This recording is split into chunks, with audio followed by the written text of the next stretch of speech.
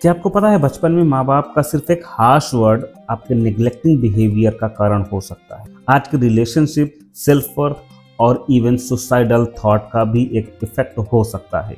ये सिर्फ पेरेंटिंग की गलती नहीं है, ये उन जख्मों की कहानी है जो कभी भरे ही नहीं, क्योंकि उन्हें कभी समझा ही नहीं गया है।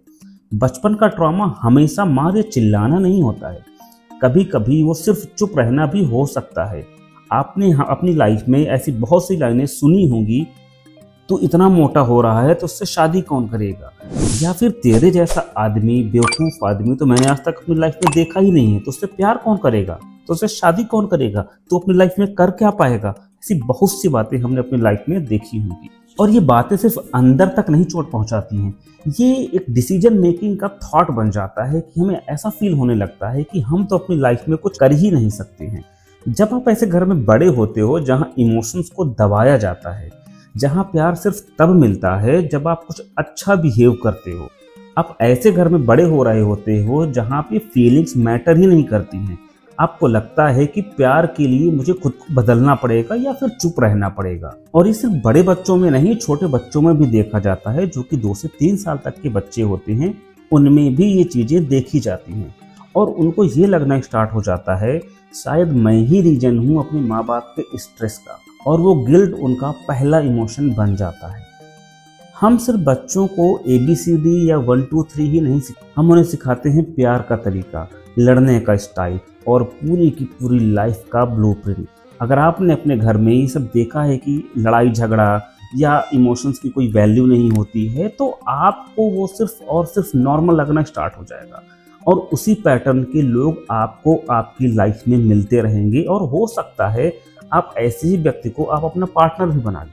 कभी कभी दर्द भी फैमिलियर लगने लगता है, आपको लगता है कि ये तो नॉर्मल है हमारे लिए, और दिमाग को फैमिलियरिटी होने में बहुत सुकून मिलता है, चाहे वो टॉक्सिक ही क्यों ना हो। टॉक्सिक घर का इन्वायरमेंट इतना हैवी हो जाता है कि कई बार बच्चे सिर्फ निकलने के लिए जल्दी किसी ऐसे रिलेशनशिप में फंस जाते हैं जहाँ पे जाके वो फिर से वही गलतियां रिपीट करते हैं, क्योंकि उनको पता ही नहीं होता है कि हेल्दी प्यार कैसा होता है, एक हेल्दी रिलेशन कैसा होता है। उन्हें लगता है कि प्यार का मतलब तो सिर्फ और सिर्फ फिक्स करना होता है, दर्द झेलना, खुद के साथ सैक्रिफाइसेस करना, लेकिन वो लव नहीं है, वो कोड डिपेंडेंसी बन जाता है। So let's be real, emotional abuse भी एक अब्यूज होता है, ये चीज़ पेरेंट्स को समझना पड़ेगा। हर वो चीज़ जो ताना या सरकाज़म आपने कभी हमेशा सुना होगा अपनी लाइफ में, तू कुछ नहीं कर सकता, ये लाइंस तो हम अक्सर अपने पेरेंट्स से या किसी रिश्तेदार से, किसी से भी, हम बड़ों से ये लाइंस हम हमेशा सुनते आते हैं और ये दिमाग में बैठ जाती है। और ये भी कहा जाता है कि तू इनफ नहीं कर रहा है, तू प्यार के लायक नहीं है, तो उससे तो कुछ हो ही नहीं सकता है। फिर टॉक्सिक सेम डेवलप होना स्टार्ट हो जाता है, बच्चों को ये फील होना स्टार्ट हो जाता है कि मुझ में ही कुछ गलतियाँ हैं, और फिर वो टॉक्सिक बन जाता है। अगर मैंने कुछ बोला तो मुझे छोड़ दिया जाएगा। कभी नोटिस किया है, सेम घर में 2 सिबलिंग्स बिल्कुल अलग अलग समटाइम निकल जाते हैं, क्योंकि ट्रॉमा का मतलब इवेंट नहीं है, उसका इंटरनल इम्पैक्ट भी होता है। एक चाइल्ड चिल्लाता है, दूसरा चुप हो जाता है। एक ट्रस्ट करता है तो दूसरा कभी किसी पे भरोसा ही नहीं कर पाता है। और इसीलिए हीलिंग्स का होना बहुत ही ज़्यादा ज़रूरी होता है। वो सब कुछ अनलर्न करना जो आपने ये सारी चीज़ें अपनी लाइफ में झेली हुई हैं, उनको भूलना ही सबसे ज़्यादा इम्पॉर्टेंट बन जाता है।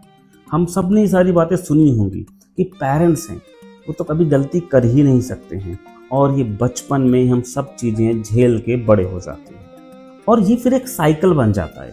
जो चीज़ हम झेल के आए हुए होते हैं, तो वही सेम पैटर्न हम अपने बच्चों को भी करना शुरू कर देते हैं। मारते हैं तो प्यार से ही तो मार रहे हैं, ये चीज़ें भी हम बहुत ज़्यादा कॉमन वर्ड्स हैं, हम सुनते रहते हैं। माँ बाप हैं, वो कभी गलत तो हो ही नहीं सकते हैं, लेकिन सच ये है कि फियर से कभी रिस्पेक्ट नहीं मिलती है, सिर्फ डिस्टेंस आता है। ओवर प्रोटेक्टिव पेरेंटिंग भी डेंजरस हो सकती है, ये पेरेंट्स को समझना बहुत ही ज़्यादा इम्पॉर्टेंट है। बच्चा कभी डिसीजन ही नहीं ले पाता है, वो कभी सीखेगा ही नहीं, जब वो कभी गिरेगा ही नहीं, ना कभी वो संभला है, तो चाइल्डहुड में हमेशा डिपेंडेंट ही रह जाता है। तो सवाल ये है कि ये साइकिल जो बना हुआ है वो कैसे टूटेगा। बच्चों को अपना इमोशंस एक्सप्रेस करने दीजिए, उन्हें अलाउ कीजिए कि अगर उनको गुस्सा आता है तो वो ये बात बोल सकते हैं कि मुझे गुस्सा आ रहा है, और सिखाएं कैसे सेफ तरीके से इन चीज़ों को फील किया जाता है। सिर्फ फिजिकल नीड ही नहीं, इमोशनल नीड भी बहुत ज़्यादा ज़रूरी होता है। कभी कभी एक हग, आपने देखा होगा मूवीज़ में कि एक जादू की झप्पी के बाद में सारी चीज़ें बदल जाती हैं, तो हम वो चीज़ कर सकते हैं। थेरेपी भी करवा सकते हैं, कोई बीमारी नहीं है, ना ही कोई वीकनेस है। आप टूट गए थे लेकिन खुद से नहीं, वक्त ने, कंडीशंस ने, उनके वर्ड्स ने तोड़ा। लेकिन अब आप बड़े हो चुके हो, वापस से आप अपने आप को जोड़ सकते हो। आप डिजर्व करते हो प्यार, इज्जत और शांति। और अगर आप माँ बाप हो तो ये साइकिल आपको ही ख़त्म करना पड़ेगा, आपके अलावा और कोई नहीं ख़त्म कर सकता है। So let's break this cycle. अच्छा बिहेव करिए अपने बच्चों के साथ में, सो दैट वो गलतियाँ रिपीट ना हो जो आपके पेरेंट्स ने वो गलतियाँ की हैं। और एक बात हमेशा याद रखो, पास्ट आपकी गलती नहीं थी, पर हीलिंग आपकी रिस्पॉन्सिबिलिटी है। So let's be the good parent. Thank you so much.